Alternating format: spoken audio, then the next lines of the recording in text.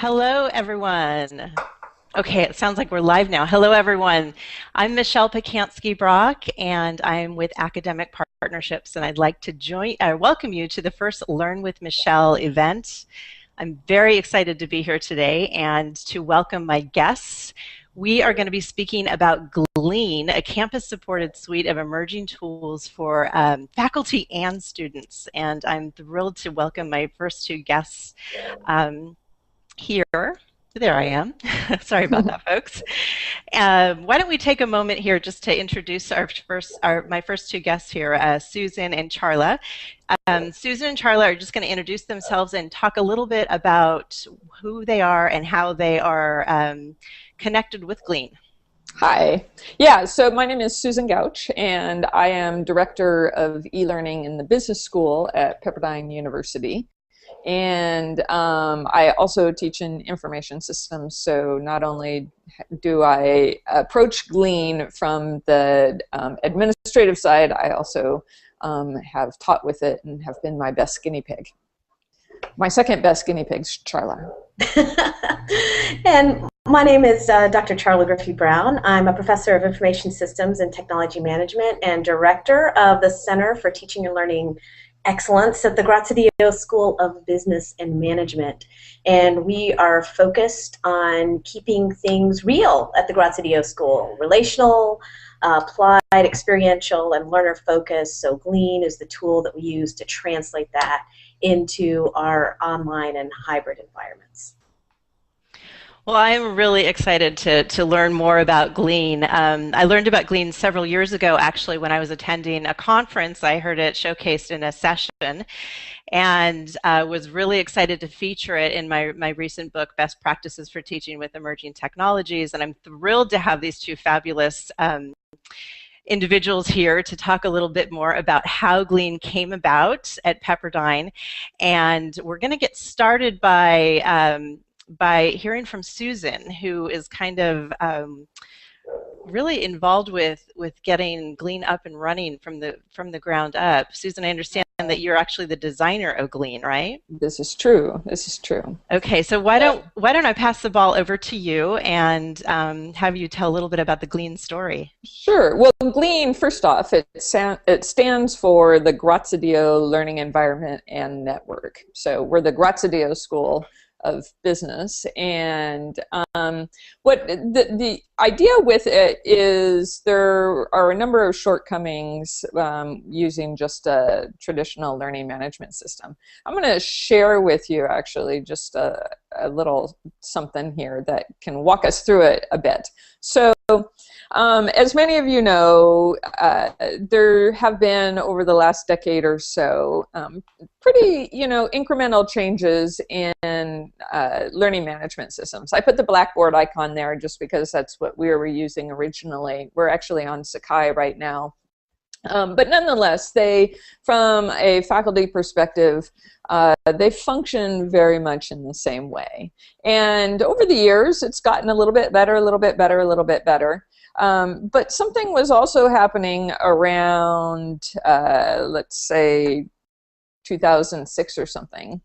There were all these tools. So Web 2.0 started coming on the scene in about 2003 or something. And right around 2006, 2007, these tools that we've all been using in our personal lives started getting much better than the tools that we were using at work, and they were better at doing the kind of work.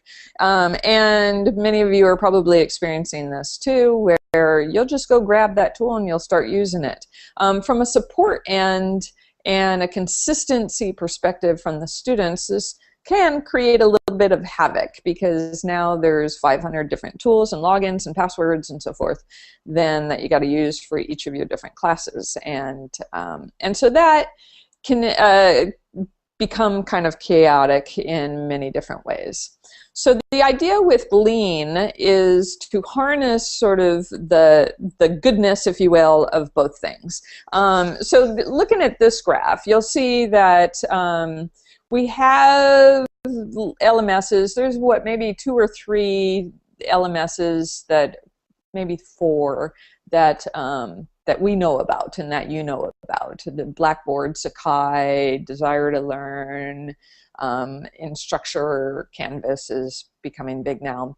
But there's just a few of them. So they're at the head. The long tail, and this idea of long tail is there's hundreds, thousands of little things that people use of the products. And so the idea with GLEAN is to find that sweet spot in between there. So for example, sorry, that's the sweet spot that we're looking for.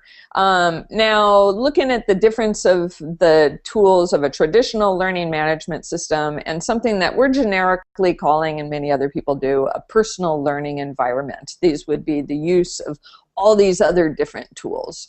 There's a quick comparison of what kind of capacity and capabilities that you're getting out of them. I'm not going to go through all of this, but you can see that, you know, you've got instructor controlled versus learner controlled, that it's this fixed thing that doesn't change in the learning management system, but yet in the personal learning environment, you've got a lot of flexibility. But then, as mentioned before, that the continuity piece can be a bit tricky.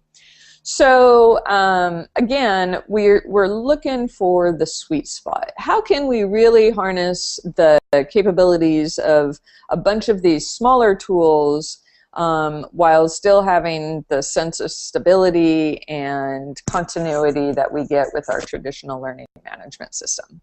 And so, you know, coming back to this graph of the quality of the tools, really what we're doing is we're kicking up that blue slope so that it is looking like this. And the way we're doing that is with GLEAN. So let me, I'm going to switch over to show you actually, let me share with you GLEAN, actually, what it looks like. And hopefully you see this on your screen here. So this is the GLEAN page. There's actually a splash page that we bypassed just so that you can enter it and see what's here. So let me just kind of highlight some of the tools that are in GLEAN, because really what GLEAN is it's a suite of tools. We call it a network of people and tools to connect, collaborate, discover, and learn bit by bit. And that bit by bit is kind of given a wink to all the different tools. We've got a little bit of this, a little bit of that, a little bit of this, a little bit of that.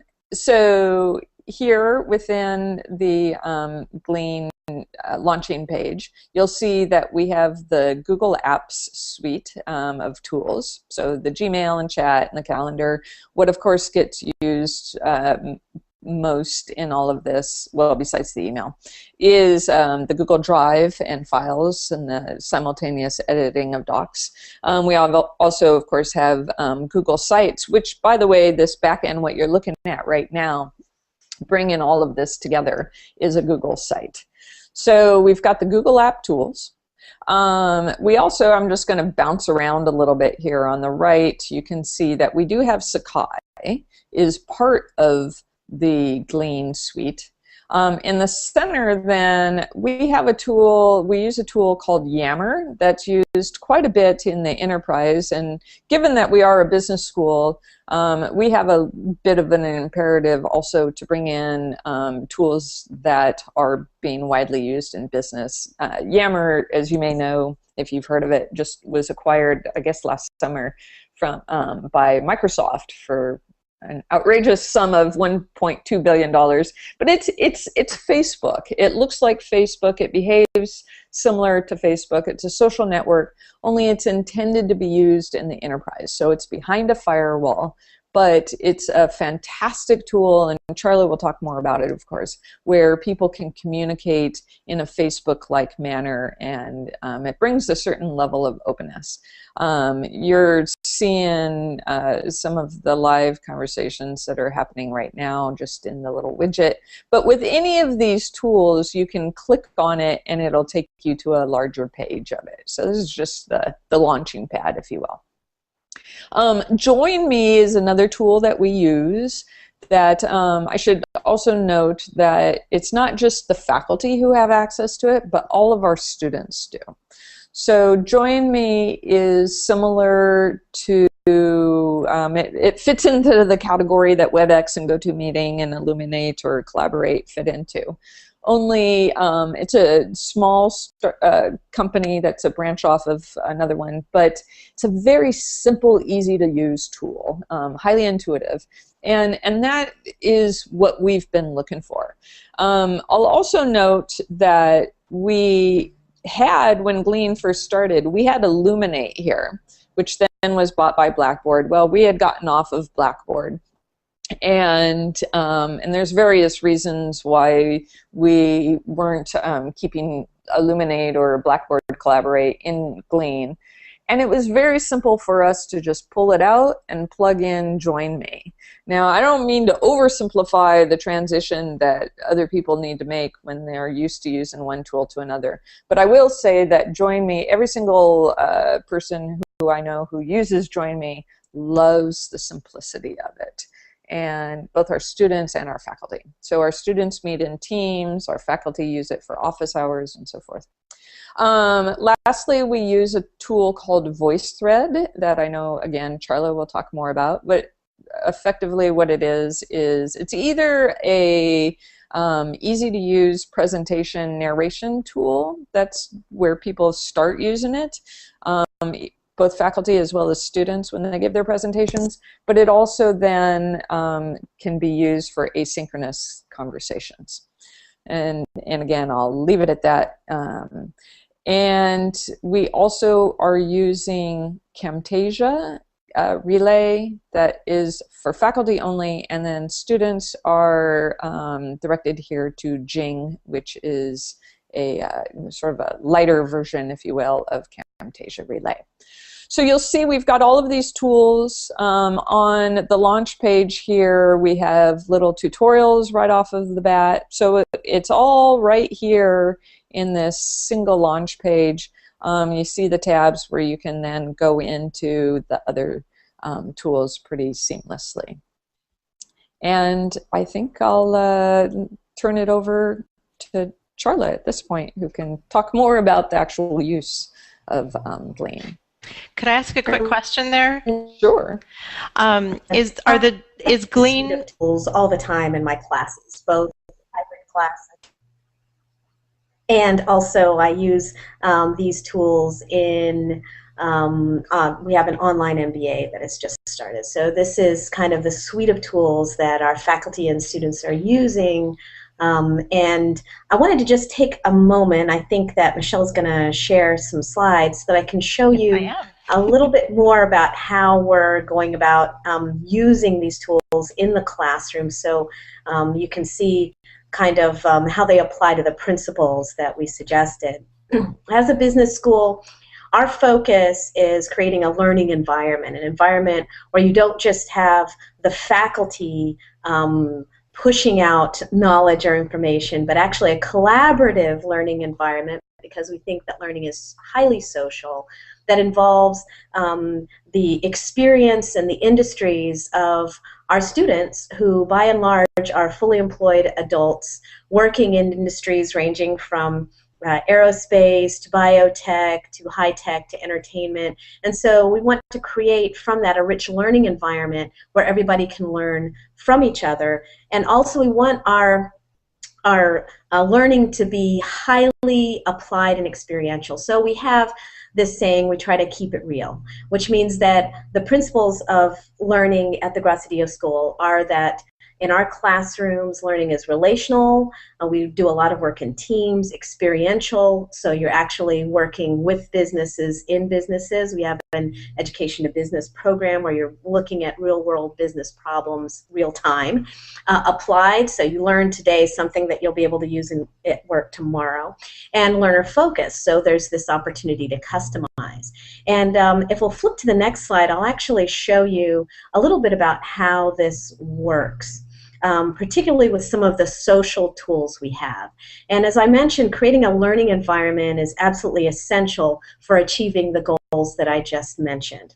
So what you're looking at right now are some feeds that I've put together from Yammer. And this is one of the classes that I taught last fall.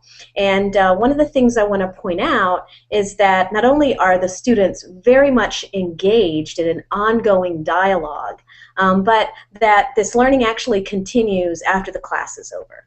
So for example, these students joined this class that I was teaching in the fall of 2012, and this was a hybrid class. So we had some face-to-face meetings, and then we also had online learning sessions. But the students are still engaged in this class, so to speak, and still communicating as this learning is sort of an ongoing thing that happens in this environment that you can't really facilitate just in a face-to-face class. Also, the depth of the learning. You'll notice that I threw out an article here on big data. The students took this, they added other things to it that they scanned and found. They ask each other questions, and then you'll notice in the last part of this thread, and it goes on and on, I'm just showing you different components, that they brought in application. They brought in how this was being used last fall in the election. So one of the things I want to point out about this is it's not only relational, but as Susan was saying, it's experiential. You're using a real-world business tool that is used for knowledge management, that it's important in developing these skills of constructivist learning, and also that it's very, very applied. And you'll see that the one in the middle, the student in the middle, is actually pulling in things that are relevant specifically to her and her business and what she happens to be doing. And if we move into the next slide, I can kind of talk about how this works with one of the other tools that we're using, which is Voicethread, as Susan mentioned. And in the class that I taught this spring, there's an applied project in which students have to look at a business problem and develop a solution. And the class that I teach is Information Systems for Business Innovation. So what I want to point out is the high social presence that comes with these tools. So although we are not face-to-face, there's a high social presence that is involved not only in Yammer, as you saw with the ongoing frequent interaction, where you also experience a Facebook-like environment with people's pictures and things like that, but also with this tool, Voicethread, you can have asynchronous interactions that also have a very high social presence.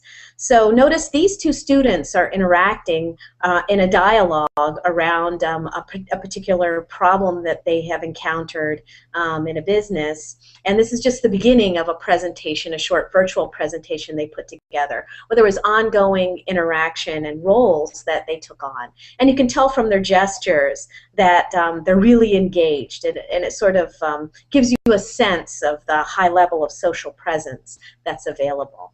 And if you'll flip to the next slide, I'd like to show you another element of GLEAN that I think is very important, particularly as we use these Web 2.0 tools, as we focus on the learning community. And I think a point of departure from learning management systems is that we go from the static to the dynamic and the interactive. And in a classroom environment that is face-to-face, that is highly interactive, if you're using the Socratic method, whatever methodology you're using for teaching in a live classroom situation, what I'm very interested in is how the community is engaging in real time.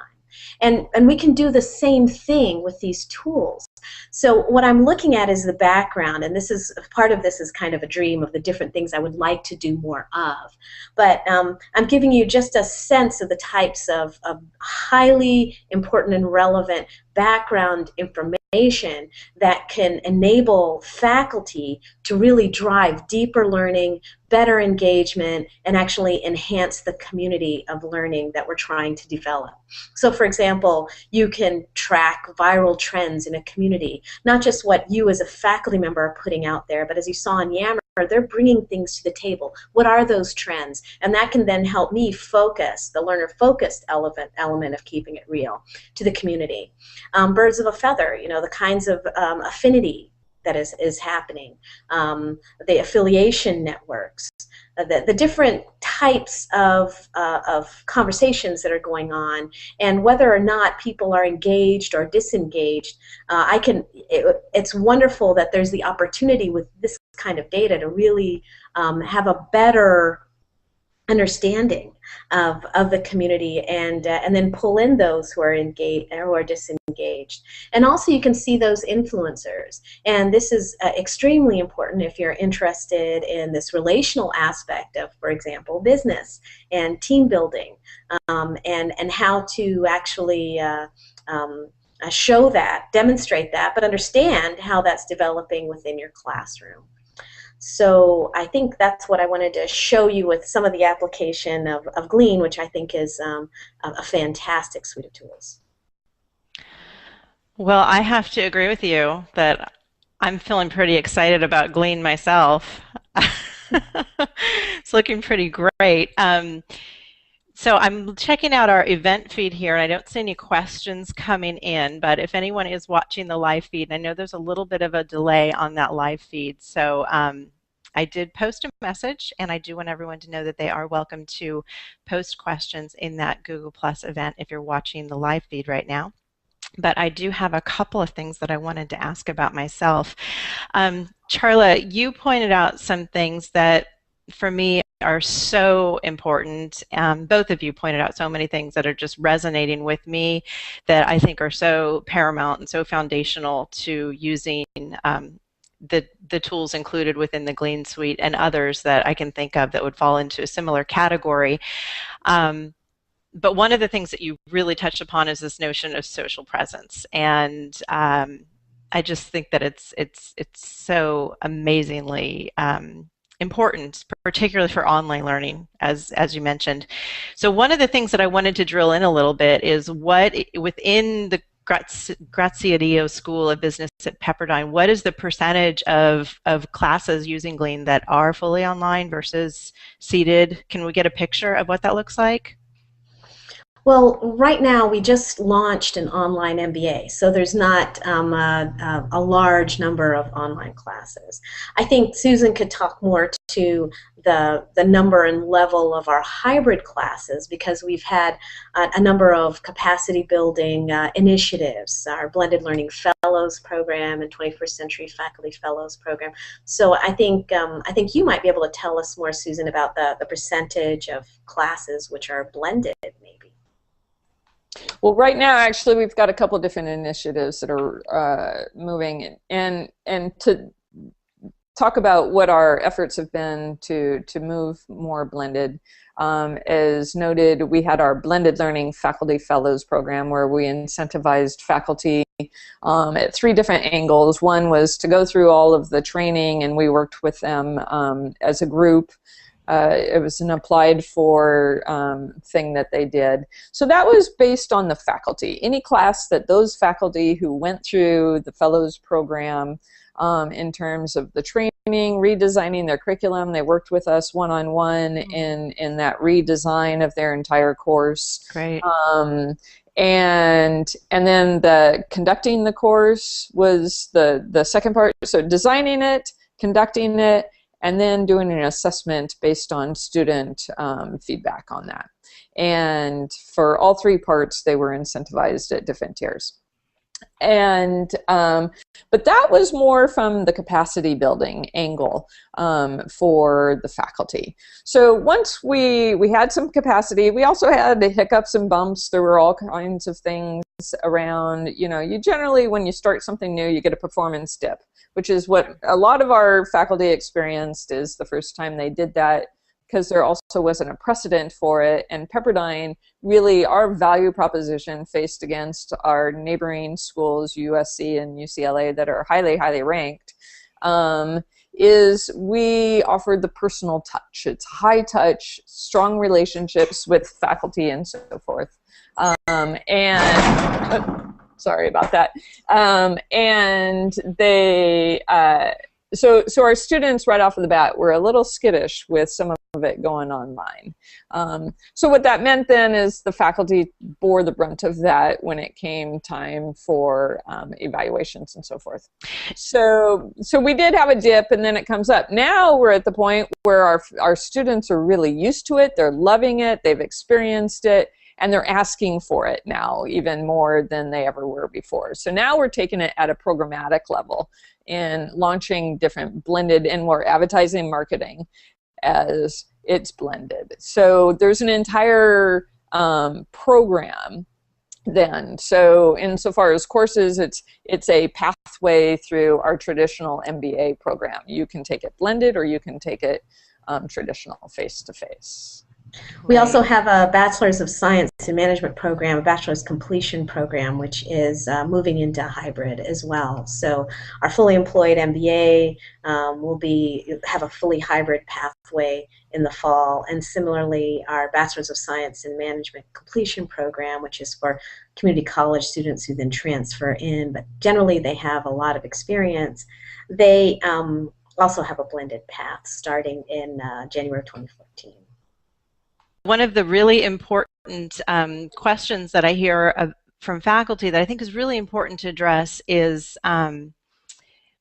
how do you go about making these decisions about what tools to bring in? And so when I was listening to Susan, I think that you stressed some really important terms. You talked about simplicity and intuitive use, which I think are critical. Yeah. But in terms of the process, do you actually integrate a pilot? And I mean, what does that process look like when you know that you're at a point where you need to make a decision about bringing in a new tool? What does that process look like? Well, and some of it is I should note and call us unconventional, but sometimes we didn't think we had the need for a tool until we started playing with it. And Yammer is a perfect example. I can assure you there was not a single faculty member who was asking for a Facebook-like product to use in their teaching.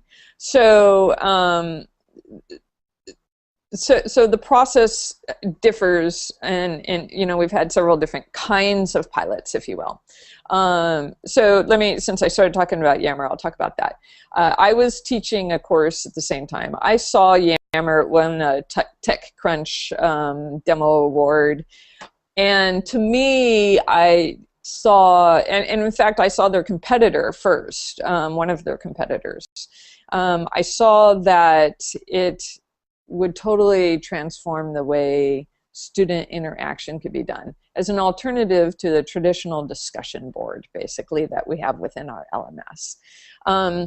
So because I was teaching, in fact, I was teaching 2 different classes that I did a pilot initially, so my students knew we were doing this. Fortunately, it's an IT class, so they get the idea of doing this. Where I used Socialcast, which is a Yammer competitor, in one class, and I used Yammer in another, and then we started seeing what the nuances were. So it was a horse race kind of pilot, if you will. Which one's going to win? From a feature perspective, I knew this was a fast-moving space, and this kind of enterprise social network tool was coming to the fore pretty quickly. So I knew from a product standpoint, they'd just be playing leapfrog all the time. And one's going to have this feature, and then a couple months later, the other one's going to get that feature, and so forth. So at that point, it becomes more about our relationship with the company. And Yammer won that one, which is grateful because they're the ones with the huge market share and the one that Microsoft wanted to buy and integrate into their Office suite. So other tools, some faculty have brought forth to us and said, you know what, I've been using, or my son's using this in his high school or middle school, and I started playing with it, and I use it with grandma and so forth, so can we use this? And so there's some of the tools have come to us via that. And we get a couple faculty to use it and see how it goes with them and their students. And then, so Illuminate, pulling Illuminate out and plug in Join Me In is a good example of of that, and it became very clear that the simplicity of Join Me was a winner. The other thing too, from a high level, we're just looking to make sure all of the features that we know at the moment are covered. There's some duplicate. There's in feature sets. There's some things that Google Drive and Google Docs will do that you can also do with Yammer, or you could also do with Join Me and so forth. So it's all right to have a little redundancy, but we want the whole space covered. And where we find a hole, you know, there's probably going to be another hole, like in the analytics side of things that Charla is talking about. Not all tools are going to be able to give us that kind of data yet. I assure you that's coming. But yeah. And I think that the one space that I thought was really excellent, Charla, that you showcased with tying back to social presence is something that I particularly appreciate also about Voicethread, and the fact that it is so solid with the asynchronous video and voice.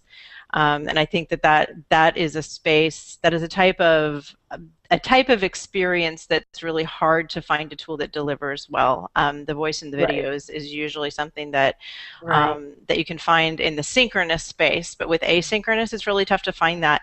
And we did have a comment that was shared by Cynthia Fordham that I just wanted to mention. She said, "I'm glad to see Voicethread included in GLEAN. I've been using this tool for about 6 years, and it's been a reliable tool for pre-K through 5th grade in our lower school. I also use Voicethread to touch base with visiting teachers and keeping a professional portfolio." So some additional applications of Voicethread, and I just wanted to share her comment and say thank you to Cynthia for including or participating in the back channel during our live stream today. We're going to go ahead and wrap up the conversation though, and I just want to thank Susan and Charla one more time for being here and for sharing your innovation with us so that we can all kind of peek in at what's going on over there at Pepperdine and understand and learn from your innovations. And I hope that more will be willing to do that and share in Hangouts with me in the Learn with Michelle series. So I look forward to more, and this will be archived and available for everyone to share and continue to learn from. There's a URL too that we have an About GLEAN, so if you want to include that, we can do that. It's just tinyurl.com/aboutglean, and there's a lot more information and even Q&A, a lot of the typical questions that we get about it. So tinyurl.com/aboutglean. Thanks, Susan. Thanks you. Thanks, Charla. Thanks everyone for watching. Enjoy.